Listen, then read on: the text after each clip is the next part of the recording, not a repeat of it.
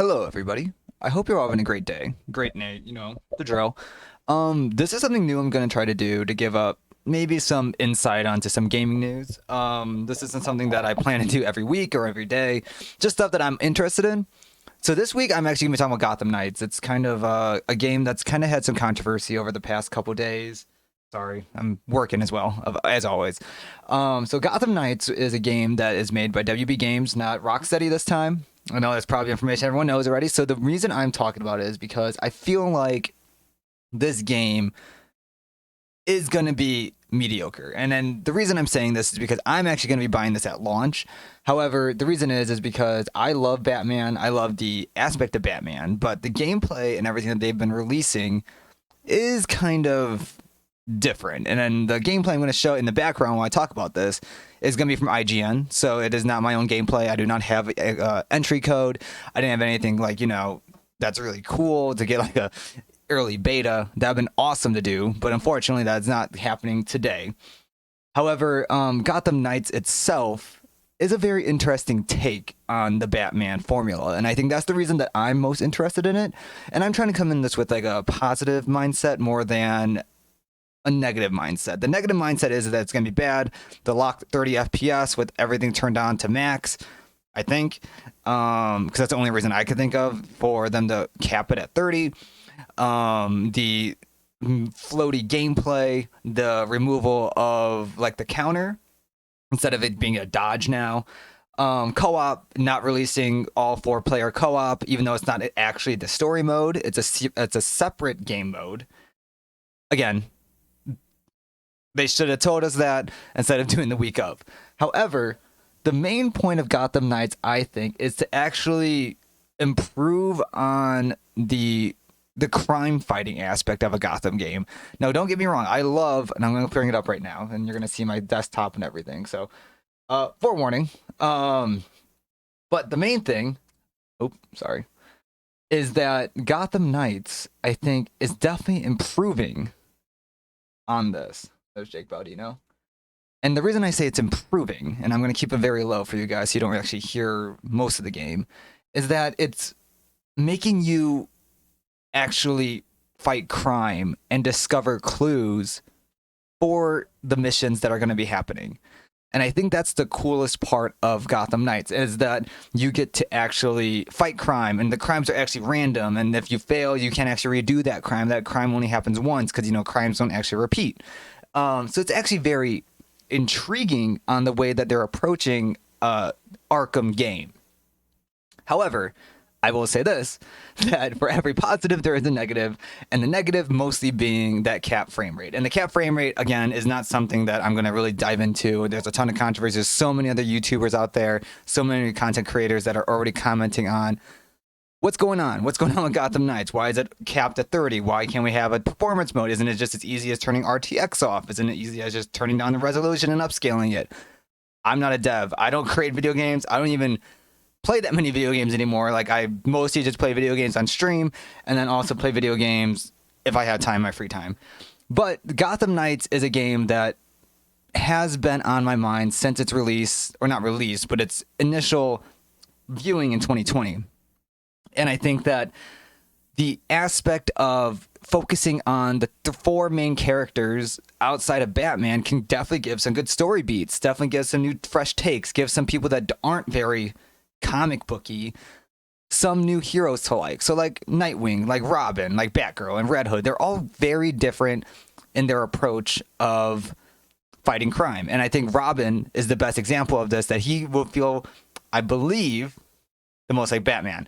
And the reason I say that is because he's literally the apprentice of Batman. Even though they all worked with Batman, I feel like Robin, if you want that Arkham gameplay overall, it'd be Robin. Nightwing seems a little bit more floaty.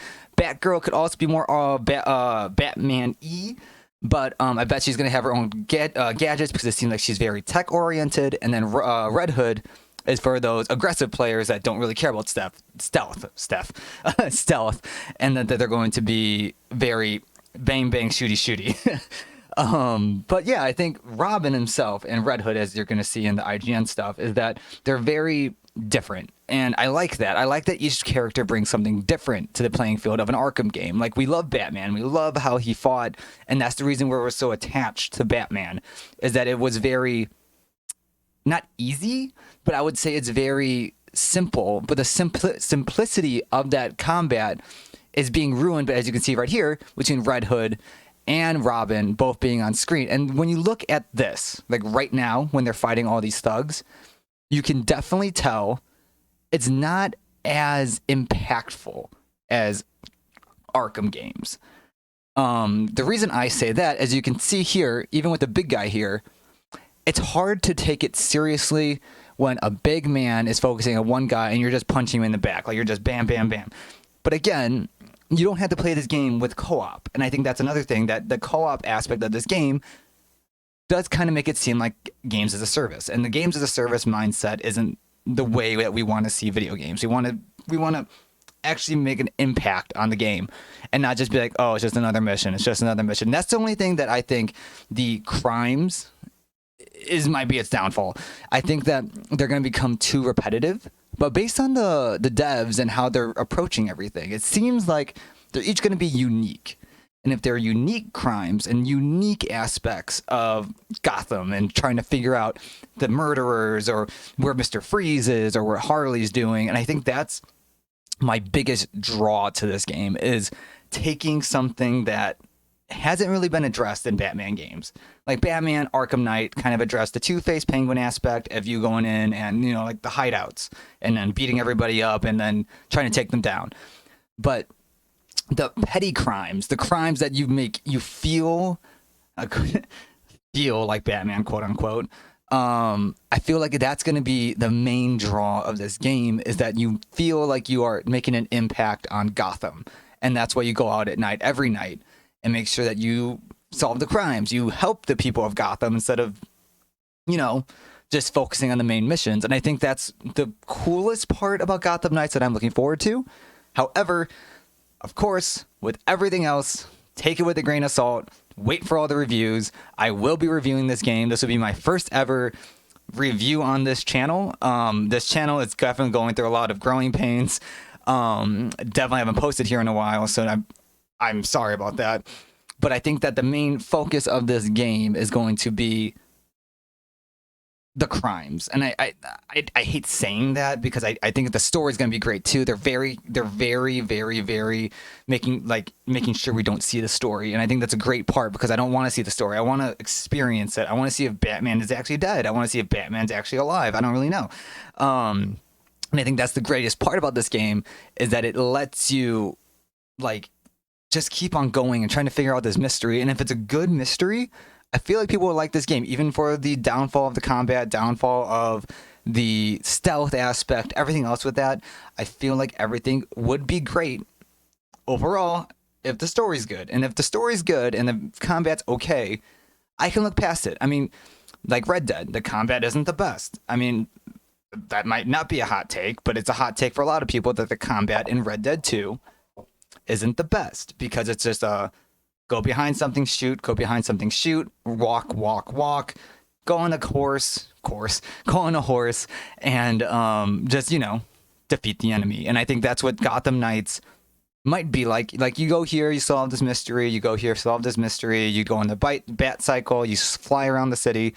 But if the story's like very gripping, then we all gonna like it, because we all love a good story. And the point of that is that that's what it seems like this game is focusing on. Like, the co-op mode is great. I can play with a friend. I can play with 3 other friends if I really wanted to in the other mode. But I think the main draw of every Arkham game, and this could be wrong, is the story itself rather than like everything else that people have been focusing on. The combat is something that I am very concerned about. However, I cannot judge until I play it, so I'm not going to talk about it. The aspect of whatever this is, the emotes, again, kind of dumb that you're going to be able to, like, you know, cheer as Red Hood like that. But I feel like it's going to be still not taking away of the aspect of Gotham. And what I've been hearing is that Gotham is actually really fleshed out. It has very many districts. It's the biggest version of Gotham we'll have in a bit. And I think that's the best part about Arkham Knight. not Arkham Knight, Gotham Knights. And that's really what I wanted to address today, is that I'm always looking forward to a new game. I don't really care if it's bad, if it's good. It's still someone's piece of art. And I think we judge things way too quickly based on pre-production, betas, leaks. And I think the leaking and everything about the whole gaming culture is a totally separate conversation. But we don't actually have the game. The people that already played the game can definitely give their comments.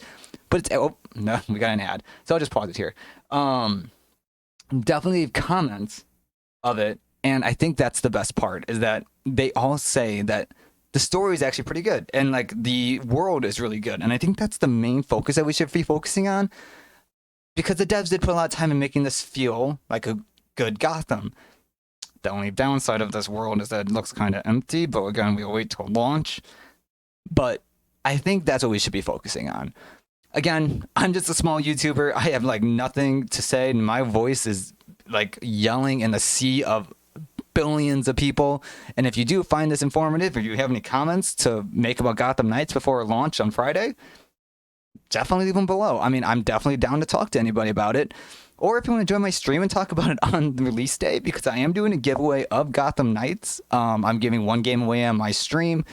Stream is twitch.tv/Animandu, or Animandu, however you want to say it. And we will be playing this all day. So if you do want to see it before you buy it, I will be playing it. You guys can always ask me questions in chat. I'm always willing to answer any question you guys have.